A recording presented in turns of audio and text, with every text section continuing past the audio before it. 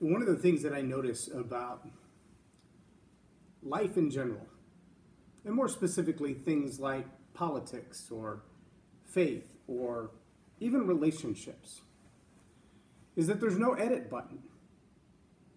Have you noticed that? There's no edit button. There's no way to back up and unsay what you've thrown out there.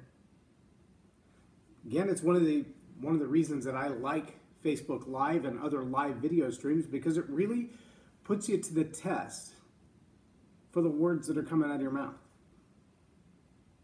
From the depths of a man's heart he speaks is no more evident than it is in a live conversation or a live video.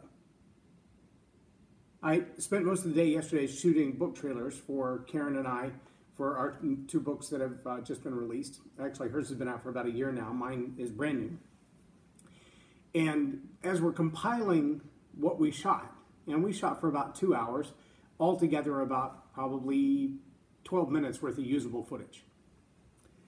But as we go through there, it's so easy to cut out ums and ahs, to cut out a statement that, well, you didn't really mean to say it like that, or this is what I meant to say, but that's not the way it came out. And by the time you get to editing, it's not always easy to go back to the production floor and set everything up and get exactly the same shot again. So really all you can do is just cut out what wasn't perfect. And sometimes that means it sounds like you,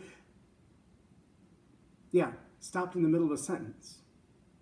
Because the first half of the sentence sounded wonderful and the last half sounded like garbage. I know you've never done that in a relationship, have you? You meet someone and you're having a conversation, and especially if it's a new someone, and you say something and you realize by the look on their face that while you may have said that to any of your friends at any given point in time and no one would have thought anything about it, this new person's a little offended by that, a little taken back. Saturday morning we had a chance to, I had a chance to attend a men's fellowship. Just breakfast, and a guy by the name of Mike Kiselek, who used to play for the Dallas Cowboys the Super Bowl years, came and spoke to us about life and business and faith and how they all go together. And we moved into kind of a Q&A time, and of course the conversation came up about politics and kneeling or standing for the national anthem. And in the course of that conversation, one of the gentlemen said, you know, I'm a pastor, and I really think that the answer to this question comes from the pulpit. It's what we say in the pulpit, but it's the other churches that need to be saying more about it. He said, you know, frankly, I'm colorblind. I just see everyone exactly the same, and I think we need to get past this. Seems like a fair statement on its surface. But one of the other gentlemen in the room said, well, I'm also a pastor. Most of my church is African American, and we're not colorblind.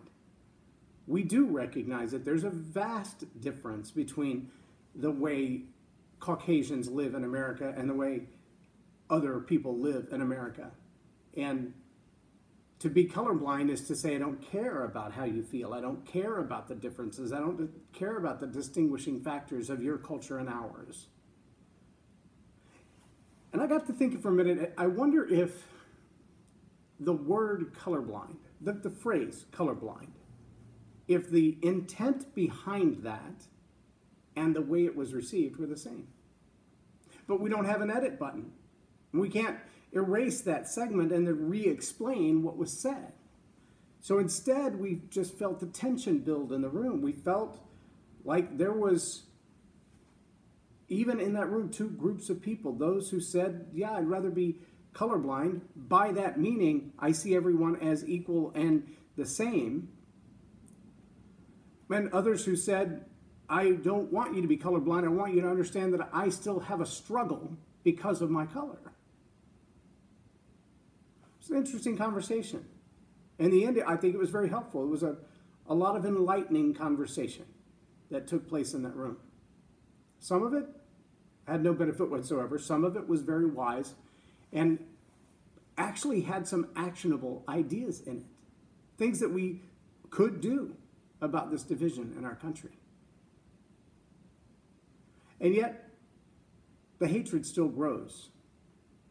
Sometimes the tension is caused by the fact that people are just poor communicators. They haven't really thought through what it is that they plan to say, or they just speak from the depths of their heart, and their heart isn't yet in the right place or as pure as they think it is. Or they say something that in their circle of friends is perfectly normal, without any regard for how much it hurts or wounds or offends others. But there's no edit button. There's no chance to roll back the tape, so to speak. There's no chance to insert a B-roll and create an image that, well, it really wasn't there in the first place. You may know, if you've watched this video for any length of time, that my wife is a very bashful people. She doesn't do speaking in public really well. She does it because she feels like she's called to, but it's not something she's really comfortable with. And even when it's only me and her in the studio, just the two of us and a camera, she can get really, really nervous, which means really, really quiet and really, really stoic, staring at the camera, looking away to read the words, looking back at the camera. And it's like a deer in the headlights look. And in the first few clips that we recorded yesterday, that was pretty much the norm.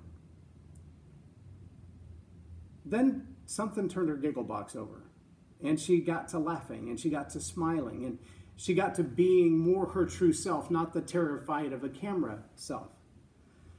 And it's a big difference. It's the Karen everybody loves. It's the part of her that everyone wants to be around her. She listens, she laughs, she smiles, she's bubbly. But that's not the terrified her. See, when we're all done editing, I intend to let you see both sides. And when you see the final piece, I think you'll understand why it's so powerful. But I'm going to save that for you in the finished product. I'm not going to tell you now. Maybe you'll pick up on it. Maybe you won't. Maybe it'll just be subliminal advertising. Who knows? We'll see how good I am at editing. Generally, I like to say I'm not that good at editing. It's just a very expensive part. So I either pay someone who's really good, or I cope with what I can do myself. So if you want to donate some editing time and you're excellent at editing, I'll give you a crack at it. But so far, most of the people who said they would donate their time either never finish the project or find something that pays better. And so I end up doing it myself, only with a big time delay. So that's why I edit. Not because I like to, not because I'm great at it, but because I don't have a whole lot of choice. But right here, this is just me. Good, bad, or otherwise. You're watching live. Even if you're watching this later on replay, I don't edit them. And you can tell, if you're ever curious whether or not my videos are edited, look for two signature parts of my live videos, because 99 times out of 100, I'm in the studio alone when I record these. Which means you'll see me walk into the picture and you'll see me walk out of the picture, because I have to hit the record button and I have to turn it off. And sometimes that means you'll see me trip over the leg of the tripod, or you'll see me push the button too hard and cause the camera to wiggle when I hit the button. Most people would edit that out before they post it. But again, from the depths of a man's heart, he speaks. And I don't want you to think for a second that what I deliver on these live videos is anything other than live. If you see them on a television podcast or broadcast later, you might see some that have been cleaned up for length, some that have had commercials added, some that have intros and outros and lower thirds added. Obviously, that's going to be edited. If you don't see that wiggle at the beginning and me walk into the frame, and the wiggle at the end after I walk out of the frame, you don't have the live version. But if you see those two things, there's no editing. This is just me, for better or for worse. Let me ask you this question. If I put you in front of a camera for 5 minutes, 10 minutes, 30 minutes, and you knew that there was the potential that anybody on the planet, ex-girlfriends, ex-wives, ex-bosses, future girlfriends, wives, or bosses, or husbands, would be watching that video and determining who you are by what comes out of your mouth, would you be nervous? Would you be scared? Have you worked on what's in your heart enough to know that when it's squeezed, what comes out is good for public consumption? I'm not going to tell you how to live your life, but I am going to tell you this. You will never, ever, ever, ever, never squeeze a pineapple hard enough to get ketchup out of it, because it's not in there. The conversations you have at Starbucks, the conversations you have with your boss, with your coworker, on the bus, on the train, when those words come out of your mouth, they express what's in your heart. There's been another shooting, another 20 plus dead and over 100 wounded.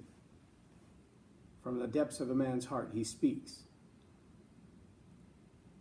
What you think, you'll believe. What you believe, you'll behave. What you behave will show in the public. If you've got a rotten heart, the whole world's going to know it soon. Take some time and get it right. Get right with your friends, get right with your neighbors, get right with the absolute strangers that are living around you. You only get one go on this earth. Do it right. Watch what's in your heart. And if you're ever curious about the words that are about to come out of your mouth, if you just slow down enough to think, should I really say that or not? Ask yourself that question. What if this was on live video? How many people are on Facebook now? 1 billion? How many are on YouTube? I take a chance every time I turn this thing on. Are you ready for that? I'm J Loren Norris, and you've been watching Tell It Like It Is TV. Have a blessed day.